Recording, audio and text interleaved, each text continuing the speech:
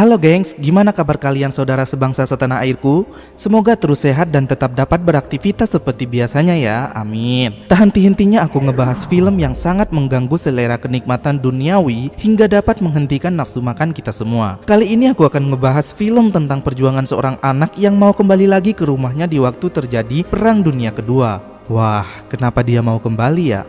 Jika kalian ingin menonton film ini, siapkan kantong kresek dan tidak disarankan sambil nyemil ataupun minum, apalagi makan. Pastikan dulu jika kalian sanggup 7 jam tidak makan dan minum. Karena 3 jam durasi film dan 2 jam sebelum serta setelah menonton film ini, otak kalian pasti masih mengingat dan terbayang-bayang adegan yang sangat keren dan menakjubkan ini. Nah, karena banyak sekali adegan menakjubkan dan sistem sensor YouTube di tahun 2020 ini parahnya melebihi lembaga sensor film kita, daripada video ini di-banned dan tidak dapat tayang, maka jangan heran jika banyak screenshotan foto dari adegannya saja yang ditampilkan.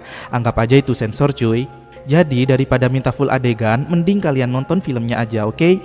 Ini film sangat wow karena tokoh utamanya gak banyak ngomong dan masih bocil. Jadi gemes-gemes gimana gitu loh melihat bocil udah pandai acting beginian. Tapi bukan itu masalahnya gengs. Pertanyaannya, akankah anak itu berhasil pulang ke rumah atau malah kehilangan nyawanya di tengah jalan? Tanpa basa-basi, yuk kita bahas hanya di Kupas.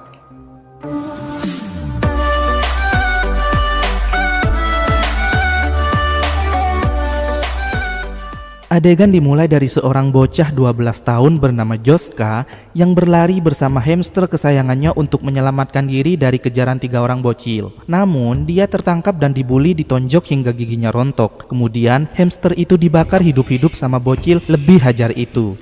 Bibinya lalu menasihati Joska dan meminta supaya tidak jalan jauh-jauh sendirian lagi lain kali, karena sangat berbahaya. Joska mengiyakan lalu mengubur jasad hamster kesayangannya. Kemudian bibinya memandikan Joska sebelum dia tidur. Keesokannya, di pinggir sungai, Joska membuat perahu bertuliskan "Jemput Aku" disertai gambar kedua orang tua dan seorang anak yang menggambarkan tentang kisah dirinya. Ternyata Joska sengaja dikirim oleh kedua orang tuanya untuk tinggal bersama bibi di sebuah desa terpencil di Eropa Timur, karena mengira di sanalah tempat paling aman untuk Joska berlindung dari kekejaman tentara-tentara Perang Dunia Kedua yang bertindak semena-mena membabi buta menyerang dan menghabisi kaum Yahudi. Joska menghanyutkan perahu itu di sungai dengan penuh harap orang tuanya akan datang menjemput. Joska sangat bosan di sana. Tiap hari kerjaannya begitu-begitu saja. Bangun tidur, dimandikan bibi, membantu memotong ayam untuk dimasak sebagai makanan sehari-hari, bermain sendirian di dalam rumah, terkadang memainkan piano dengan musik sedih yang membuat si bibi menangis. Sesekali dia juga keluar untuk jalan-jalan sendiri. Pulangnya dimandikan lagi, makan malam, melihat bibinya merendam kaki lalu tidur. Begitu terus. Meski bibinya bilang jika Joska tinggal di sana hanya sementara, tapi Joska benar-benar sangat bosan. Nah, pada suatu hari, di pagi hari, Joska yang terbangun mengintip kamar bibinya.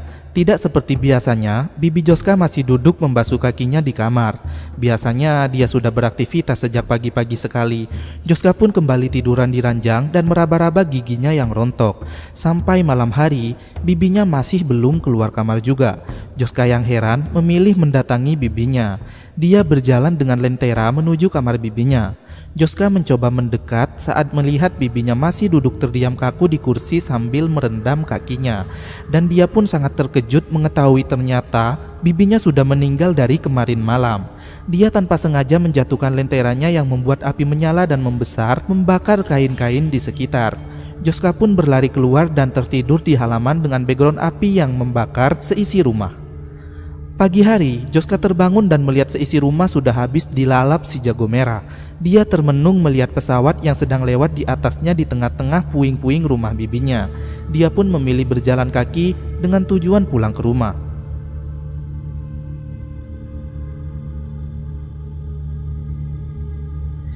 Joska terhenti di sebuah perkampungan aneh. Dia lalu ditangkap dan dipecut berkali-kali oleh warga karena postur tubuh dan wajahnya berbeda dari mereka.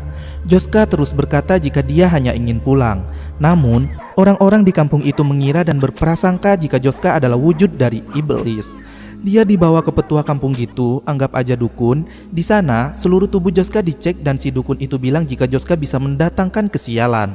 Mengetahui gigi Joska rontok di bagian depan hingga terlihat seperti bertaring, dukun itu juga bilang jika Joska adalah keturunan vampir. Dia pun membeli Joska dari orang-orang kampung dan Joska dibawa dengan tali layaknya peliharaan. Dukun itu berhenti di sungai untuk kencing, kemudian meminta Joska untuk menjilat air kencingnya di rerumputan itu.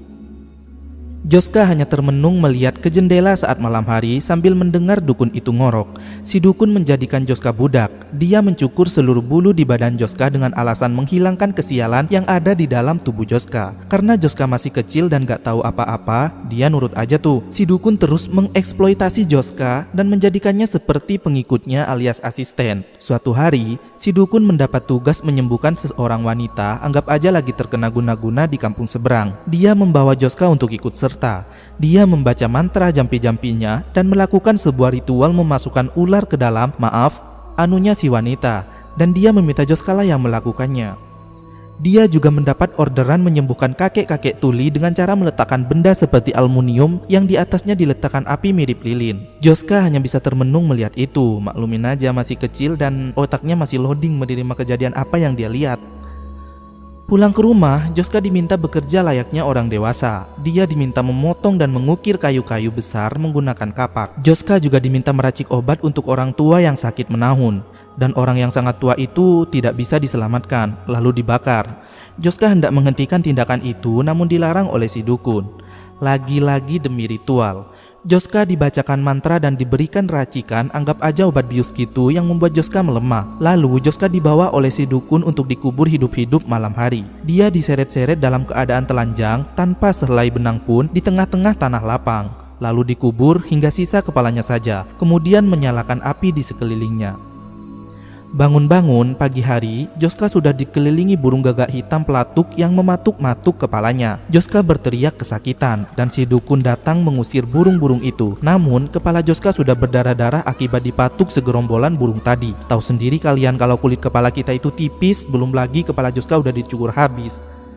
Saat Joska memancing untuk mencari ikan sebagai makanan siangnya, para warga yang juga ada di sana melihatnya dan salah satu pria mendatangi Joska. Joska yang ketakutan mencoba menghindar dan si pria itu mengagetkan Joska dengan teriakannya yang membuat Joska tergelincir, terjatuh dan hanyut di sungai.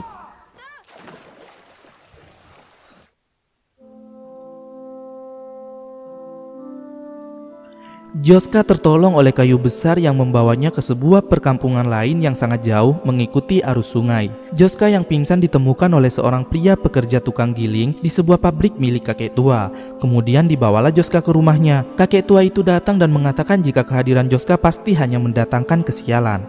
Pria tukang giling dan seorang wanita pekerja di pabrik itu juga hanya terdiam. Saat tersadar, Joska membantu-bantu mereka di pabrik gilingnya. Ketika pulang ke rumah, si wanita memberikan pakaian anaknya yang sudah tiada pada Joska. Namun, kakek tua yang ternyata adalah suami dari si wanita tadi malah menyiksa si wanita karena sudah membawa Joska. Rupanya, anak mereka meninggal gara-gara dibunuh oleh si kakek itu. Ayahnya sendiri, gara-gara anaknya nakal. Joska yang menyaksikan pertikaian mereka memilih untuk tidur saja. Keesokan paginya, kakek tua hanya duduk terdiam melihat Joska, si wanita alias istrinya, dan si pria beraktivitas. Si kakek hanya sibuk dengan kucing kesayangannya. Tak berapa lama, dia pun pergi dengan kereta kudanya. Sore hari saat hujan tengah turun dengan derasnya, si wanita, si pria, dan juga Joska yang tengah mempersiapkan makan tercengang melihat si kakek datang membawa sesuatu dalam karung. Mereka bertiga mulai makan, namun Joska tidak diperbolehkan ikut makan. Si pria dan wanita tercengang penasaran melihat kalung yang dibawa kakek itu gerak-gerak. Si kakek lalu pergi ke kamarnya mengambil kucing kesayangannya, dan ternyata isi dalam karung itu adalah kucing juga, tepatnya kucing betina. Mereka melanjutkan makan sambil melihat kucing itu melakukan mantap-mantap, sementara Joska hanya duduk di pojokan melihat mereka makan.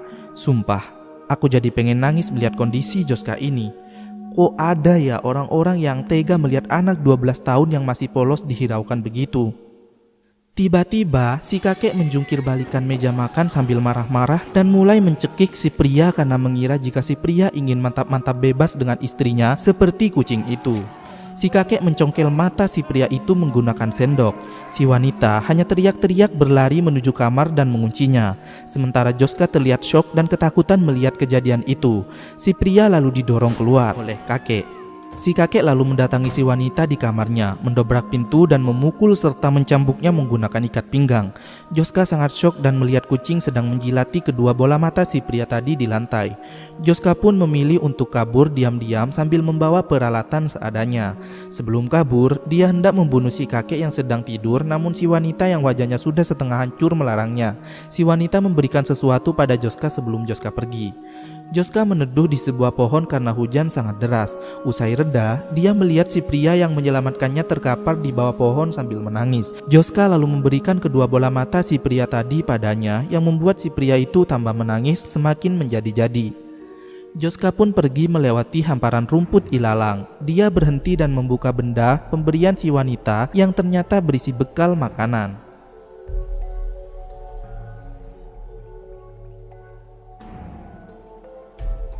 Joska bertemu dengan Lek, seorang peternak burung yang memperlakukannya dengan baik.